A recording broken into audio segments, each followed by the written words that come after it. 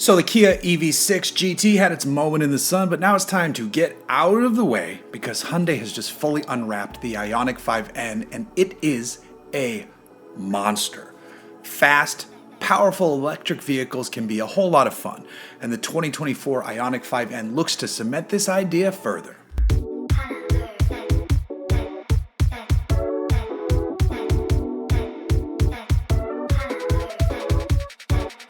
This is the most powerful vehicle Hyundai has offered for sale. The Ioniq 5N has a motor at the front and rear axles. These motors can spin up to 21,000 RPM, and if you activate the N Grin Boost mode, you have 641 horsepower at your command. If you don't have that activated, you still have 601 horsepower and 545 pound-feet of torque on tap. To help dole out the extra oomph over the standard Ioniq 5, Hyundai has bumped the battery pack to an 84 kilowatt-hour unit. Additionally, the car has 42 more welding points, 2.1 more meters of adhesive, and the front and rear subframes and battery mounting points have been reinforced. Hyundai isn't yet saying what the range is on the Ioniq 5N, but you can expect it to drop compared to the non-N version. It will likely be around 210 to 220 miles if I had to guess, as the EV6 GT is 206 with a smaller pack. Still, it's good to know that the 5N will charge quickly because you'll be doing plenty of it. It can go from 10% to 80% in just 18 minutes on a DC fast charger. Back to the performance of the thing though, because there's a lot of it. The brakes are massive. This thing gets 15.7-inch front rotors with a 4-piston caliper setup.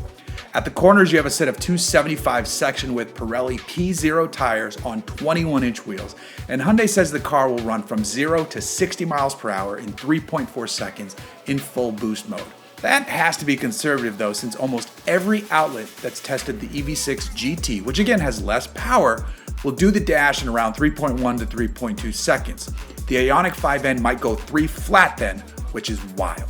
If you look at the car and it were parked next to a non-N, you would see this one sits lower, runs wider, and is a bit longer due to that rear diffuser. There's an N-only rear wing, and that wing has a high-mount brake light integrated into it. Inside, Hyundai says it's fitted a footrest optimized to help hold your body in place during high-speed maneuvers. The seats are more bolstered compared to the standard car, and the center console has knee pads to rest against for even more support. And you'll need all that because the N has launch control, drag mode, and N race mode, which also allows you to opt for either endurance or sprint. And there's, of course, a drift mode as well. Hyundai has gone a step further though by also creating something called N E-Shift.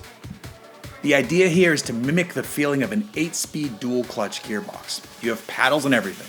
There are simulated noises on downshifts and decel, and there's a jolting feeling on upshifts. It sounds a bit corny, but it's also quite intriguing.